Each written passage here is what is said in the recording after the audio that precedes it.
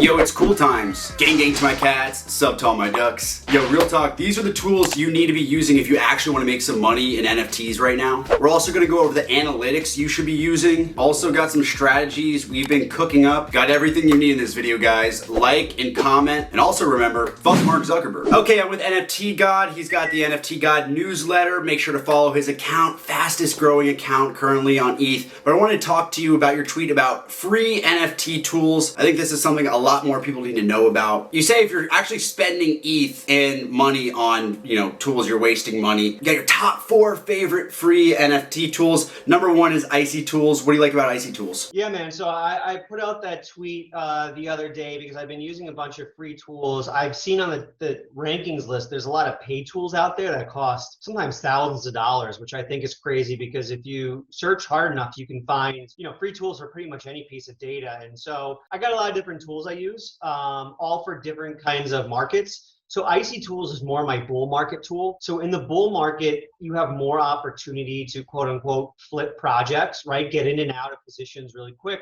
make some money. And Icy Tools has some really cool functionality where you can see over the last hour what the hottest tools are or what the hottest projects are. So on OpenSea, you can go down to the last 24 hours, but with Icy Tools, it actually goes down to the last hour. So it's a really good way of seeing what's hottest at this very moment in time. And I love to use that as a way to start my research. So I start there, go down the list, and then further my research from that point. What's another free tool you like using? Yeah, I think one of the most powerful ones out there that's really underutilized is Dune Analytics. I can actually show you how I use Dune Analytics. So Dune Analytics is a tool I'd recommend everyone checking out. It's a really sweet tool where a lot of people are able to actually open source, create their own dashboard for NFT data and share it with everyone else. It has a really cool discovery tool. So if you go into Dune, click on Discover, you can kind of scroll down here, see the names of different dashboards, see how many people follow them, and kind of click into different ones that have a lot of popularity. So on my Twitter, I made a thread of like my top 5 favorite Dune dashboards, just ones I've discovered this way. But you can easily go in, I clicked OpenSea because it's a popular one. Now I can go in, see monthly volume, see daily volume. I really like this chart.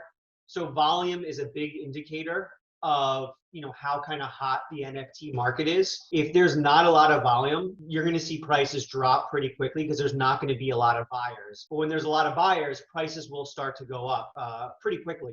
So I like to look at the daily volume, and you can kind of do some technical analysis here. Anyone who's done some TA before can tell you this is not a very strong chart. So at the moment, volume's low. You're probably not going to want to try to get in and out of projects quickly. You're probably more in a long-term hold phase here because volume's so low. But a lot of really interesting free data that I'm not going to name any names, but there's a lot of tools out there that'll charge you $1,000 just to get dashboards like this. When on Dune, you can really get it for free. Yeah, I like the kind of crowdsourcing element of it. There's a general distrust of centralized information, so I think them kind of decentralizing it and allowing you to track certain dashboards is really cool. Ironically, one of the tools I used to find your account was NFT Inspect, where you've just shot up the rankings. NFT Inspect is also a free tool. How do you use that? Yeah, there's a lot of different ways. Let me pull that open for you as well. Great. So I got NFT Inspect here. There in a space where I think a vast majority of people aren't using data.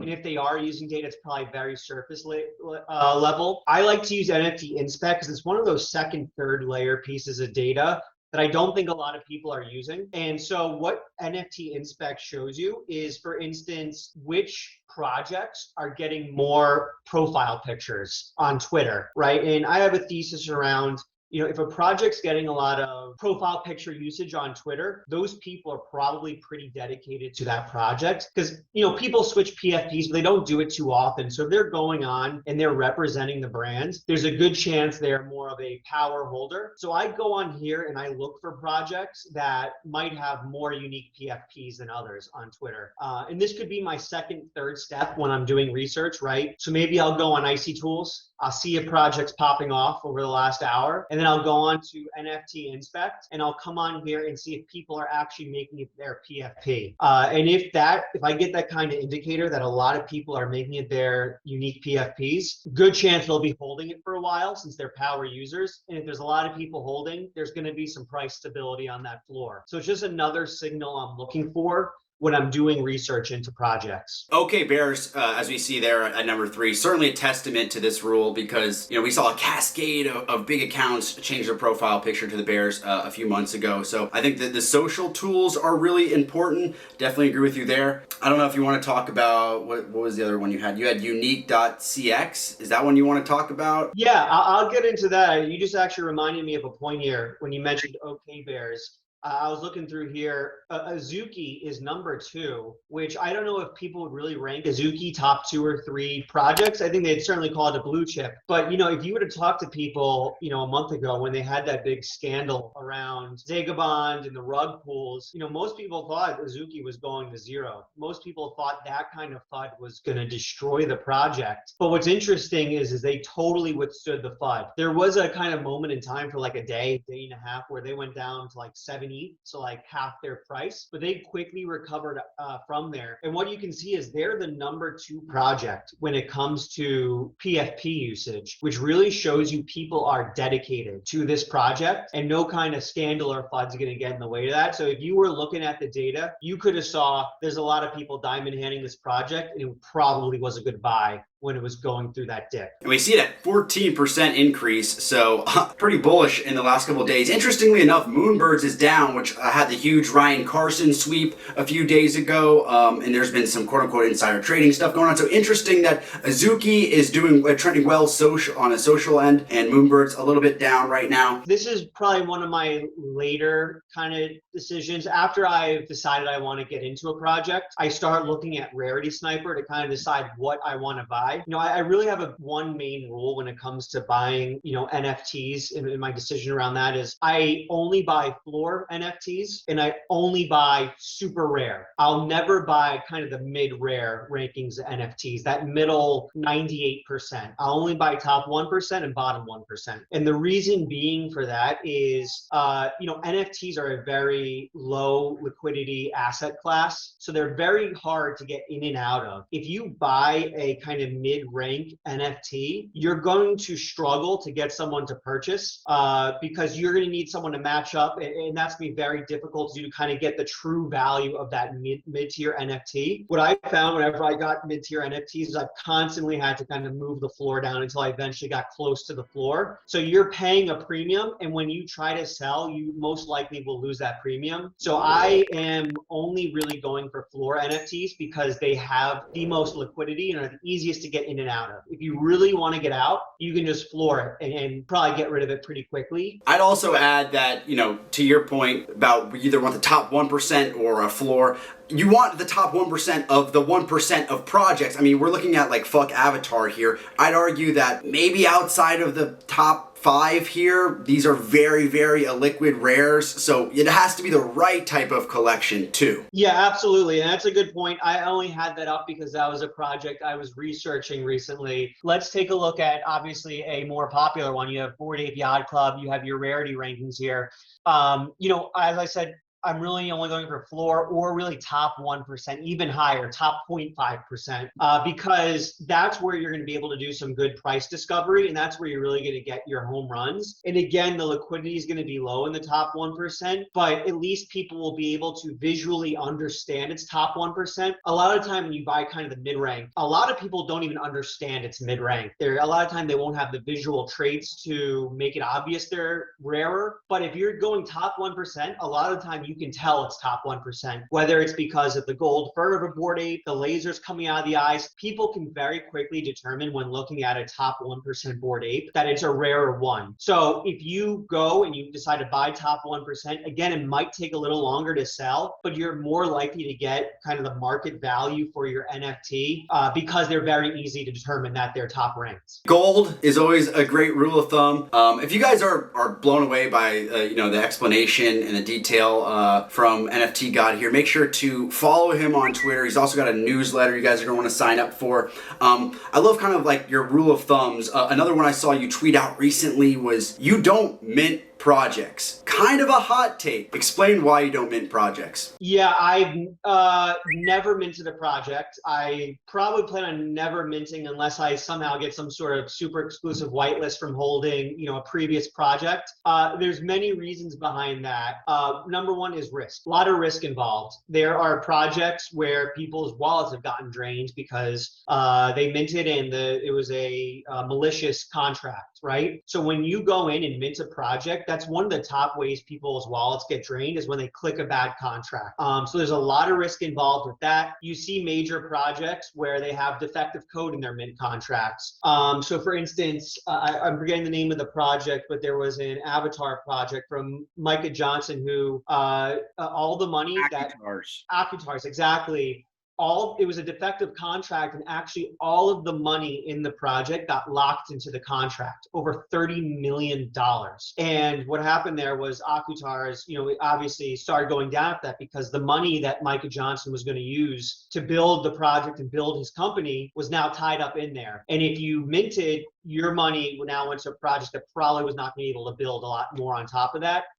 That's one thing. Another thing is just kind of cost. And what I mean by that is if you want to get on the whitelist to mint, a lot of the time you got to be grinding. You got to be in Discords. You have to be doing tons of research, being ahead of projects. I would rather use my time for more impactful things like research, just figuring out what the trends are, getting ahead of trends, rather than doing things that don't really build me as a researcher or brand, like whitelist grinding. I just don't see the benefits of that. And you're not even guaranteed to get a whitelist by grinding. So a lot of risk, a lot of downside, a lot of time suck, and time's the most valuable asset you got. So I just avoid minting. Yeah, and I think that is another good rule of thumb. You want to see how these, projects perform in the open market. It's like, if I was buying NBA rookie cards in 2007, I might have loaded up on Greg Oden rookie cards instead of Kevin Durant. But if I just watched a full season and watched them play, probably know Kevin Durant's a better bet. So I want you to kind of give me a stern talking to right now. You seem like you're somebody who could set me straight here, because you had a tweet, you said if you are not using data, then you are in the 92% of NFT traders that are losing money. Yeah, I admit I've been losing money recently. Tell me why I need to be using analytics more, data. Honestly, I am somebody who uses a lot of alpha chats. I use, social, I go on Twitter a lot. I trade off feels and emotions. Set me straight, NFT God. Here's your biggest mistake, man, is the last thing you said. You trade off feelings and emotions. I'd say 92% of the market trades off feelings and emotions. They see a project pumping and they think, oh shit, I gotta get in. I'm missing my opportunity to strike it rich and retire from my job. And they buy it, and what do you know? Your exit liquidity. Or you're holding a project, you did a ton of research, you have a really strong thesis and you really believe in the project, and then it starts dumping and you sell at the bottom, and all of a sudden it starts going back up again after. A very large contingency of the market trades exclusively on emotions. And the way the NFT market works, I trade a lot of different markets. I've been in stocks for a long time. I trade options. I trade a lot of different things, a little bit in crypto. NFTs, out of all my experience, is by far the most emotionally difficult market to participate in. The highs and the lows from the low liquidity, the price is going up, price is going down. The noise and signal from Twitter and Discords where you see people getting rich right in front of your eyes. It is so difficult to not get swept up in the emotion of the day-to-day moment. That you really need to strive every single day you're in the market to remove emotion. And the best way to remove emotion is being completely data-based. And so when I say, you got to be data-based, you have to have tools, you got to have rules for how you invest, and you got to avoid emotion, because the sad state of affairs is, I don't know if you've seen the data just came out recently, there's only like 100 accounts that have made like 6 figures in NFTs. So many more accounts are losing money than they are gaining money. So it is extremely, extremely hard to make money. And that's because a vast majority of the market is trading purely off emotion. So step one, I'd say remove emotions, and you're already above a vast majority of the market. I need to be like Arnold Schwarzenegger and Terminator. I need the red eyes. I need to just focus in, laser in, guys. Thank you so much to NFT God for coming on the channel today. Again, follow him on Twitter. What else, man? Anything else you want to plug? Yeah, I'd say the two big things are follow me on Twitter at NFT_God. I'm a little bit more quality over quantity. I'm not going to shit post a meme every 5 seconds, but I'll try to give you some good information once a day. And follow my newsletter. That's where I do a little bit more long form, kind of sending ideas, trades, data, things like that. And then I also have a blog where I do, really long form posts just on research and projects I find interesting. Those are my three kind of main ways I interact with my community. So I appreciate you having me on, man. This was an incredibly enjoyable conversation. Likewise. Thanks to the NFT God. All right, snipers, that's the video for today. Thank you so much for watching. Make sure to like, make sure to comment, do all that YouTube algorithm stuff, or not. Who cares? Have a great rest of your week. And remember, as always, to say, game, get